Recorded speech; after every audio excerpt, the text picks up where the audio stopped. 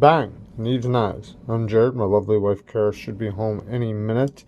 And today we are going to talk about Reate and we versus each other, however you want to think of it. We're basically just going to be comparing these two knives because these would be considered kind of high-end Chinese-made knives that both have an excellent reputation.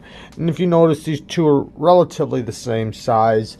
Both have amazing fit and finish, amazing build quality, amazing everything across the board. So I kind of wanted to compare the two and talk about the little differences between the companies and, like kind of what you're getting for that price.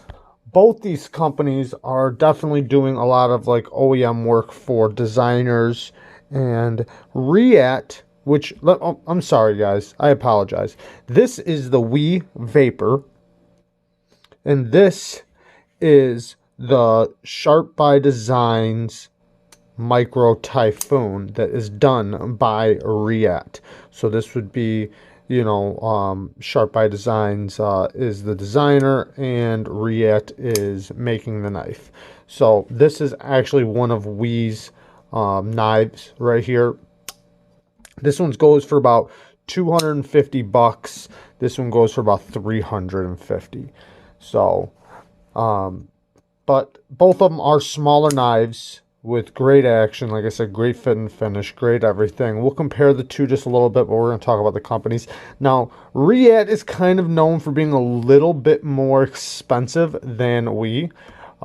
And a lot of people in the community would consider them maybe just a little bit better. Now, not by much. They are just a little, like when you get to that price range of the difference between 250 and 350, it's very, very tiny differences, and some people might not even notice them, and other people might. Because both of these knives, like I said, they are well done. Their hardware, Wii's hardware is some of the best hardware I've seen. Same thing with Reate. They have just great hardware. They use nice big hardware. They usually think about the little fine details that some other companies might pass up because it costs too much.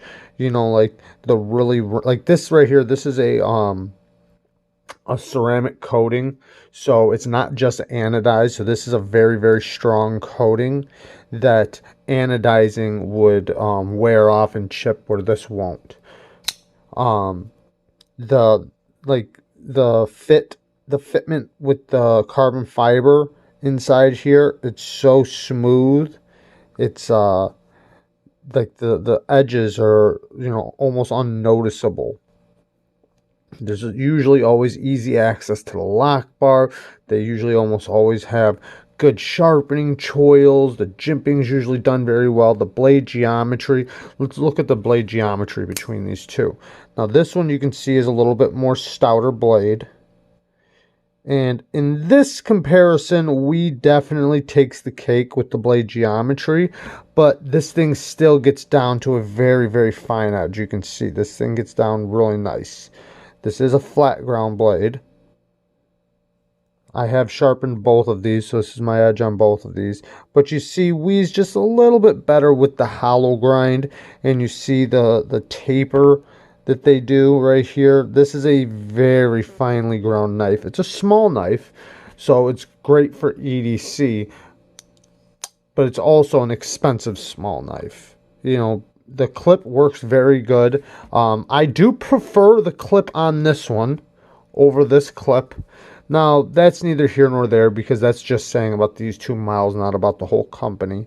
I'd rather this be the texture or the finish of the titanium scales rather than the shiny. But that's not saying that this clip is bad. This clip works great. It works really good.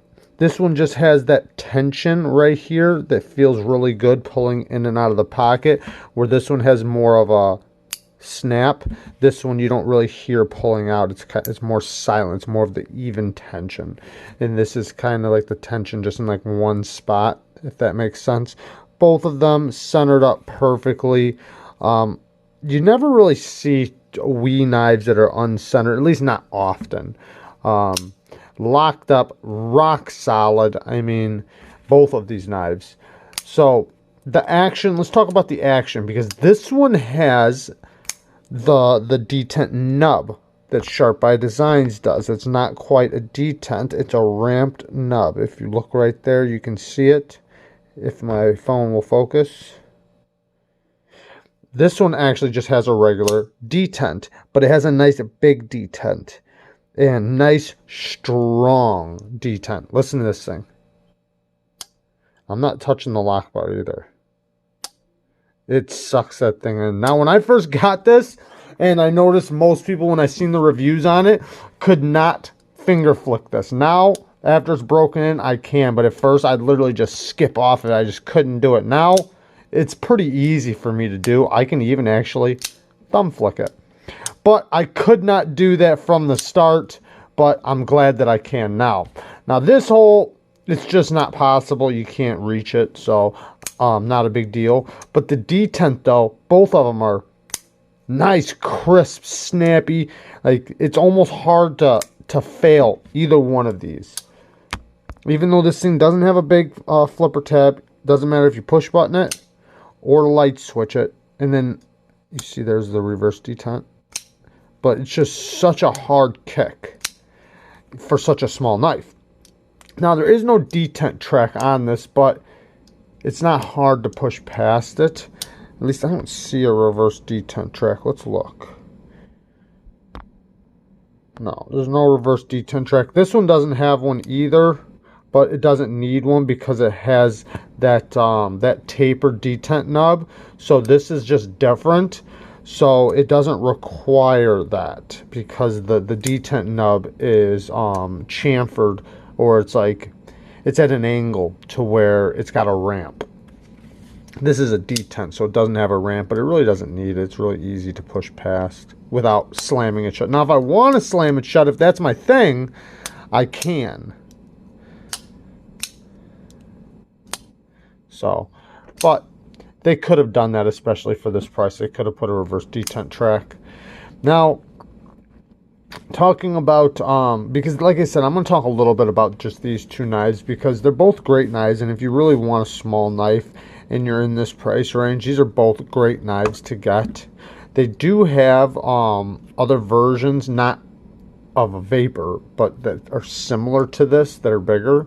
They're just similar. They're not like the large version or anything. Now, this is not drop shutty. It's just too light of a blade, but it is on ceramic bearings. Now, I can slap it shut if I want to. Let me raise you guys up just a little bit. I can give it a good slap, and it pops right in. Same thing with this one. This one's not really drop shutty. Now, I can give it a slap. Same thing. This one's a little bit smoother.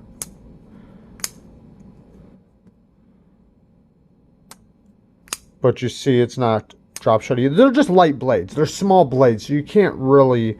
But, you know, Reate and we are doing such a great job in the knife community because of their fit and finish, the way they chamfer everything, the way they fit everything together, how they have their hardware and how it's always nice big hardware. Nice deep hardware, and they use titanium hardware that's hardened, so it's not going to strip out on you like a lot of titanium hardware out there. They give you reliable action.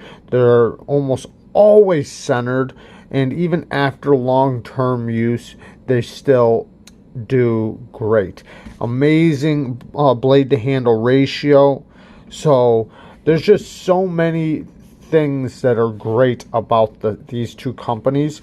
Now, like I said before, Reate is going to be a little bit more expensive normally. They're normally anywhere between $50 to $100 more for their knives.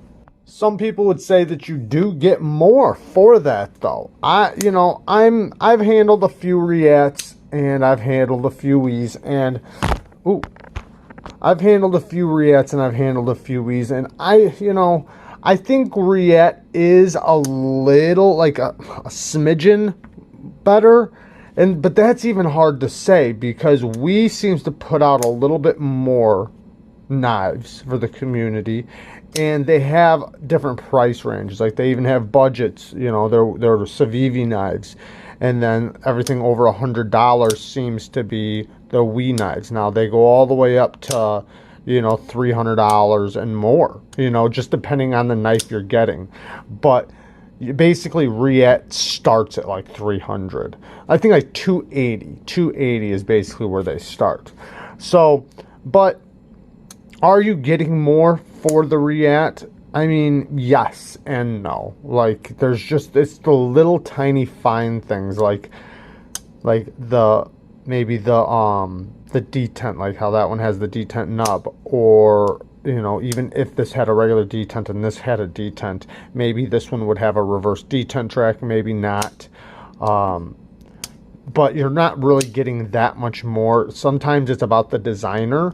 Like they might work with a designer that's not working with We, so you might be able to get that designer's work through Reate, because more higher end designers, I guess you could say, more well-known designers or want their knives done by Reate rather than We, but there's still a ton of great designers that are working with We.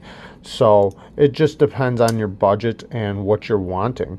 But if you're wanting a custom knife maker's work and you can't afford the $1,000 to $1,500 range, you can go to Reate and get a knife between $300 and $400.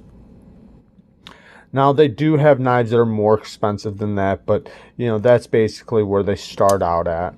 So, but these are great knives, and between the two, I tend to go towards more of We because it's more my budget, and they put out a lot more. Now I love a lot of the designers that are working with Reate, but I just tend to go towards more of We, and I love their hollow grinds. I love their blade geometry.